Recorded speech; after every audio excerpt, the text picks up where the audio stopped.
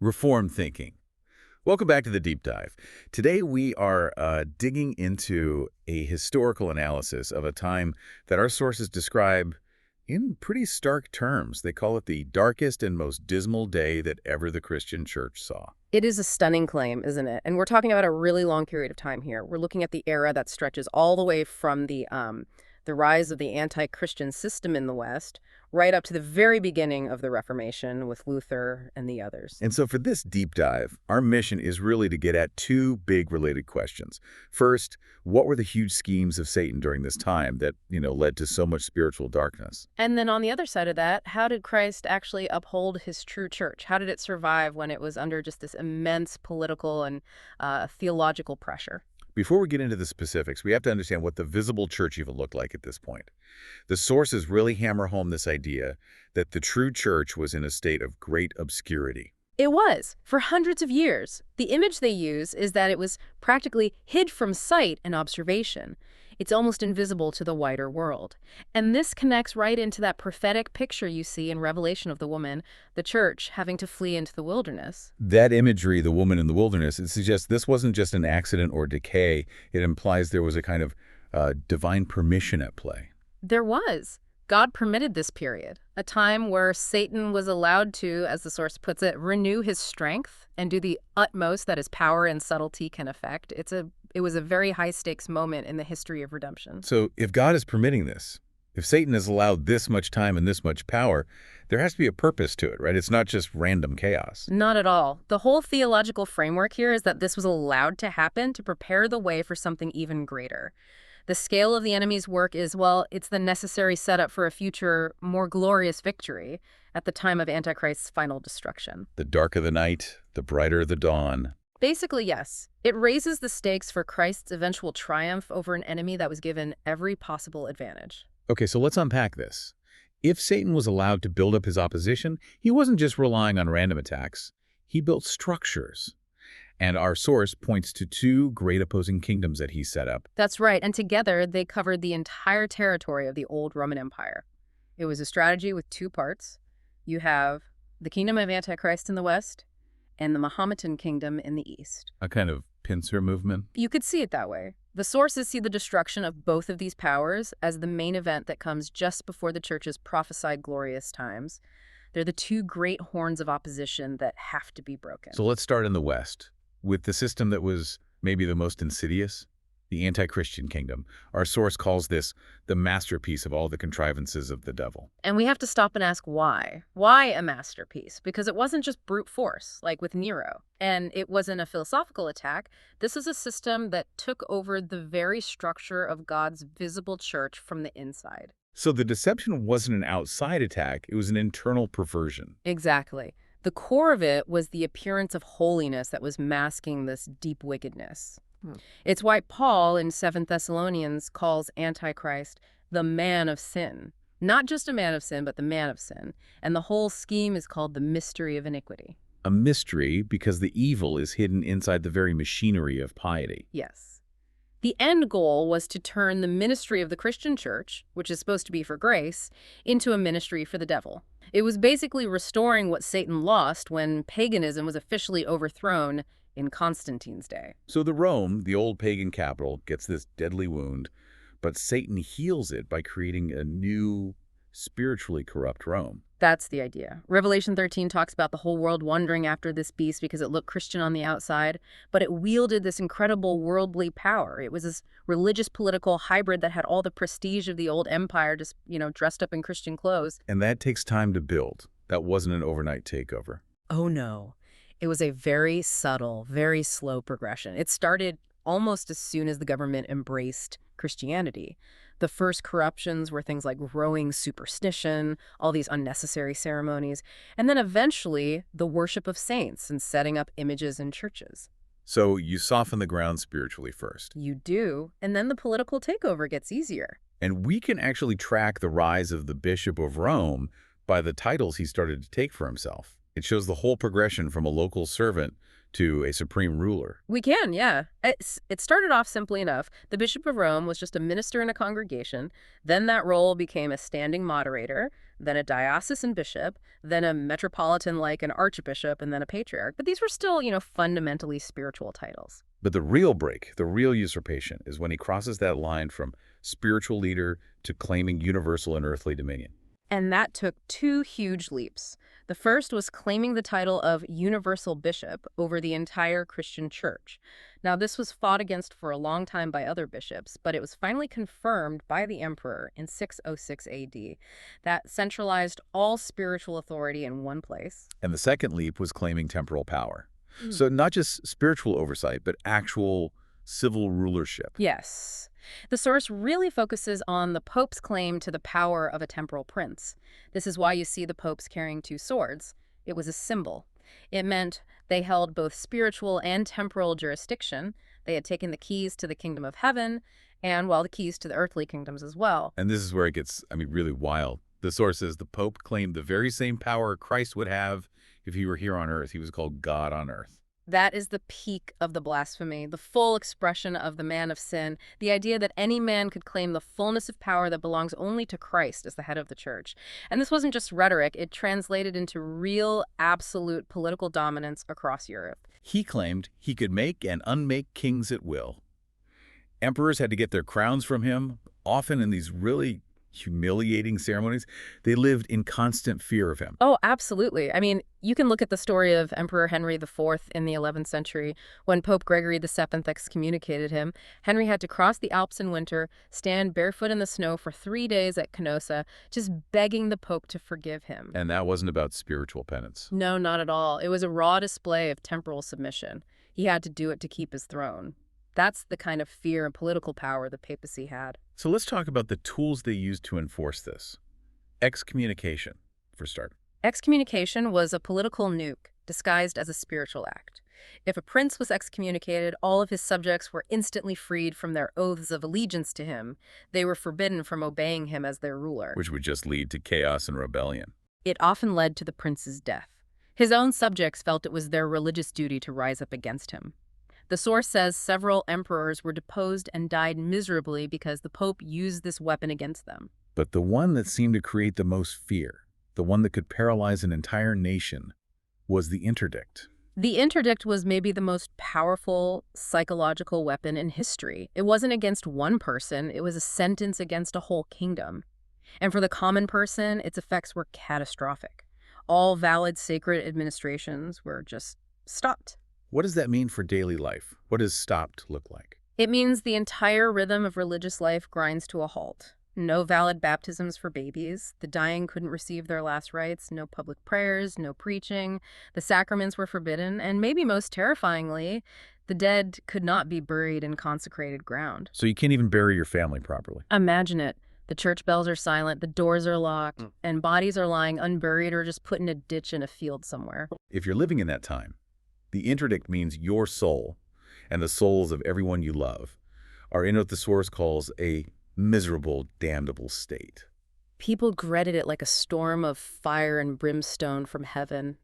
The control was total because it was based on the ultimate fear, the fear of eternal damnation.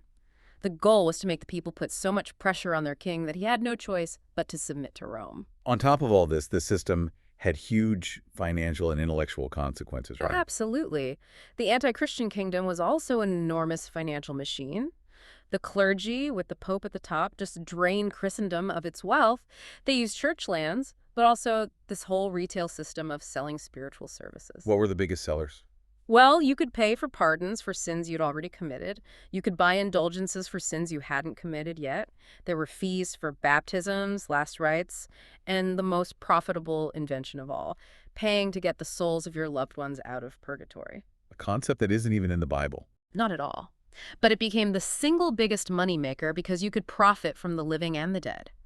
The whole system was built for immense, organized wealth accumulation. And to keep all this going, to make sure nobody challenged it, you had to keep people ignorant of the one thing that could expose it all, the scriptures. Intellectual oppression was key.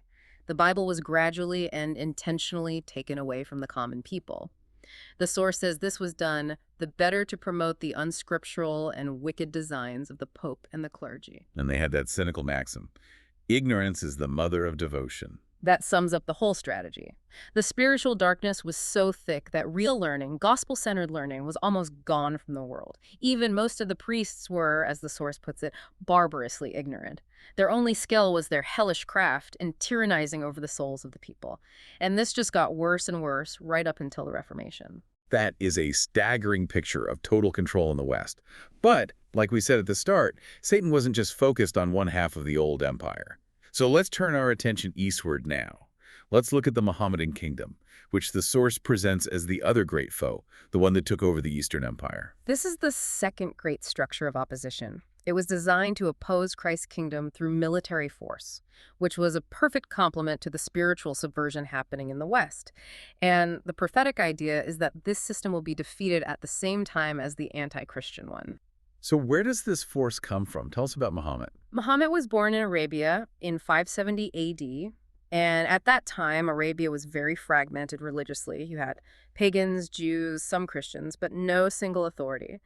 Muhammad starts teaching his new religion when he's about 40, and he claims to be God's great prophet. And his authority comes from the Al-Quran. Yes, he published the Al-Quran, and he claimed that it was given to him directly by the angel Gabriel. He set himself up not just as a religious leader, but as the head of a new political and religious state. So what made his message spread so fast? Why was it so successful? Well, he was described as a subtle and crafty man, and he was working among people who were, very ignorant and divided on religion. He first got followers through his personality and by appealing to their worldly desires. He promised them a sensual paradise. Sensual paradise. What does that mean? The descriptions in the Al-Quran were very direct. For the faithful, especially those who died fighting for him, they were promised gardens with cool rivers, endless feasts, and the company of beautiful virgins. It was a very immediate, very tangible reward system. And a stark contrast to the kind of abstract theology of the corrupted Christianity he was up against. A huge contrast, and crucially, he built military force directly into the religion from the very beginning. Right. So it's not just a belief system, it's a call to arms. Exactly. He propagated his religion by force. It was considered meritorious, a path to paradise to fight for him. So conquest wasn't just political, it was a religious duty that guaranteed your salvation. And this expansion happens in two huge waves. The first group is the Saracens. The Saracens were the original followers, the people of Arabia. Around 700 AD, they just exploded out of the Arabian Peninsula and devastated the Eastern Roman Empire. They took over North Africa, Egypt. They pushed all the way into Spain. These are territories that had been Christian for centuries. For centuries. The Holy Land itself, the North African coast, where you had figures like Augustine, all of it fell. The source connects these early Saracen armies to the locusts you read about in the 9th chapter of Revelation. A devouring, tormenting force. The Saracen power eventually fades, but then they're replaced by a second wave that finishes the job in the east. That's the rise of the Turks. They were ethnically different, but they adopted the Mahometan religion and became the new power. They started their own empire around 1296 and immediately started pushing west. And the final, decisive blow comes in 1453. A date that really did change the world. In 1453, the Ottoman Turks took Constantinople. That was it. That was the final end of the Eastern Roman Empire. The Turks were now the masters of the entire region. Which means the actual cradle of New Testament Christianity, the cities of the apostles, all fell under this hostile foreign rule. It is a really sobering thought. Jerusalem, Antioch, Ephesus, Corinth, all of them became subject to the Turks. Our source suggests these are the horsemen prophesied in Revelation 9, symbolizing these huge destructive armies. And what happened to the Christians who were left behind? The Greek church. They were left in what the source calls miserable slavery. They weren't always forced to convert, but they lived under the dhimmi system, which meant high taxes, restrictions on worship, and, frequent barbarity and cruelty. So their spiritual state must have suffered tremendously. It was dire. They became very ignorant and superstitious. Their leadership was compromised. So Satan really achieved his goal in the East through brute force and servitude, just as he had in the West through deception and tyranny. He had dominated the entire territory of the old visible church. So we've established the full scope of the darkness. Antichrist in the West, Muhammad in the East. A truly dismal day. But the promise is that the gates of hell shall not prevail. Which brings us to the third part, how Christ upheld his true church, through all of this? This is the essential counter-narrative. It shows God's preserving work through that whole long night.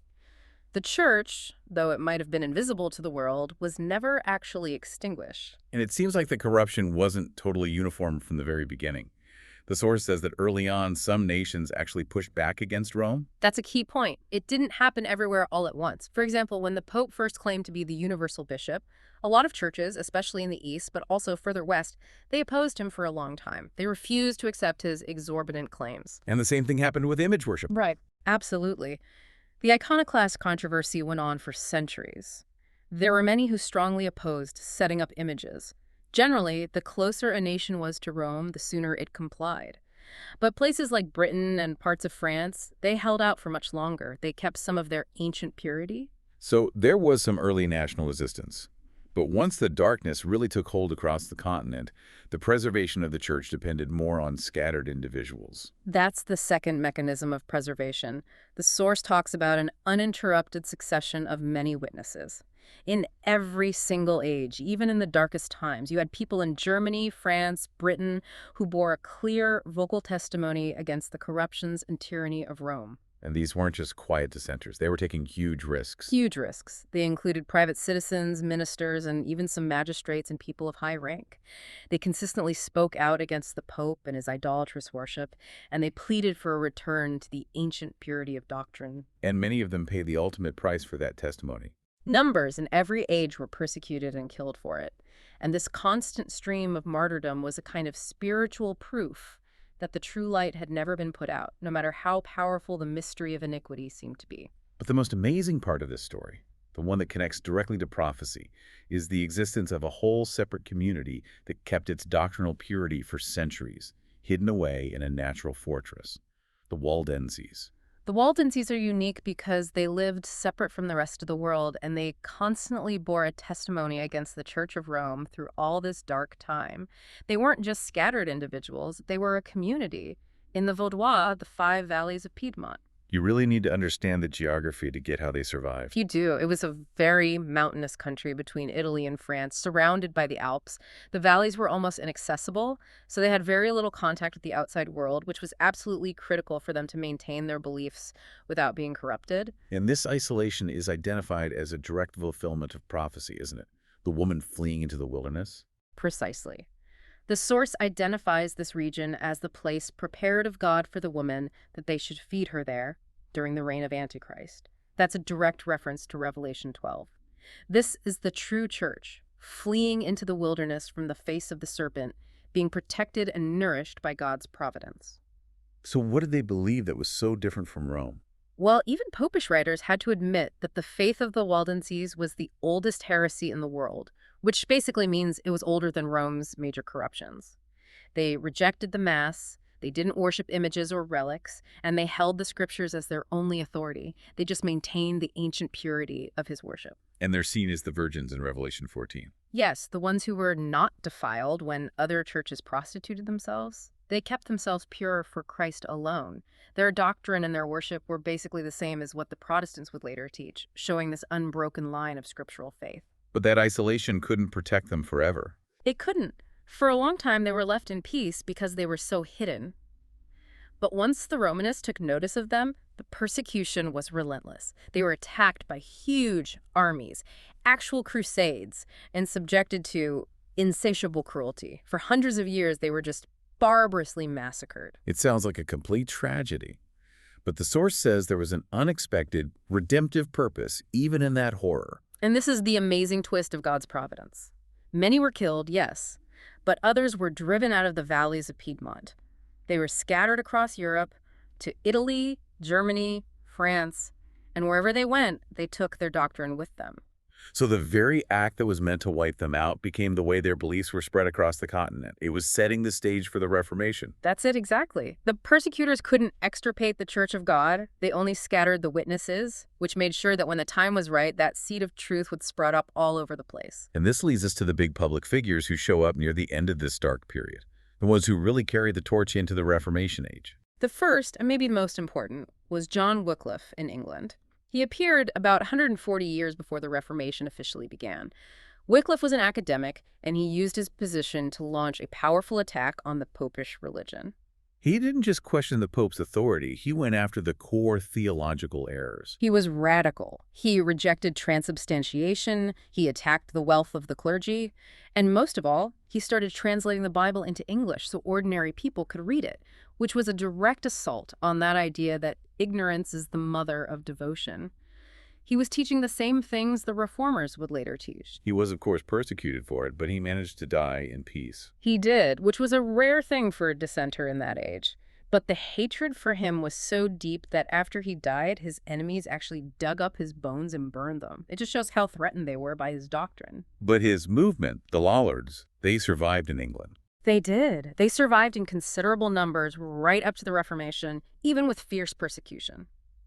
But just as important, Wycliffe's writings were carried out of England, especially to Bohemia, which shows you the power of the written word to cross borders, even in a time of tyranny. And that's where we find the final heroic witnesses who sort of bridge that gap between the hidden Waldenses and Luther's very public protest. Exactly. In Bohemia, you had two brilliant men, John Huss and Jerome of Prague. They studied Wycliffe's books, and they strenuously opposed the abuses of the Church of Rome. They were a direct intellectual result of that truth being disseminated. But they met a tragic end at the Council of Constance. They did. They were promised safe conduct, but they were arrested, and both of them were burned at the stake for their beliefs. It's a chilling reminder that even as the darkness was starting to lift, the tyranny of Antichrist was still at its peak. But their followers in Bohemia were never completely wiped out. They survived until the great breakthrough of the Reformation finally began. So what does all this mean? I mean, our sources are painting this sweeping spiritual epic. 1,000 years of calculated darkness, with Satan using deception in the West and brute force in the East. But Christ's providence never let that shadow completely win. It couldn't extinguish the light held by these scattered witnesses and these isolated communities. It really shows us the deep continuity of scriptural faith. This whole period where the enemy was allowed to build his power to the absolute maximum, it's not a story of failure. It's the setup for Christ's necessary and grand victory. The survival of true believers, from the Waldenses in the mountains to the public stands of Wycliffe and Huss, it proves that the line of scriptural doctrine was never broken. It was just waiting for the moment of renewal. It's an incredible confirmation of the promise that Christ's kingdom will stand no matter what is thrown against it. So considering that Christ's victory over Antichrist involves triumphing over a system that deliberately took the Holy Scriptures away from the people and promoted ignorance, what methods must the later introduction of glorious times use to secure access to and a clear understanding of God's Word more securely than at any time before? Something for you to consider as you reflect on the legacy of this incredibly dark yet divinely governed era.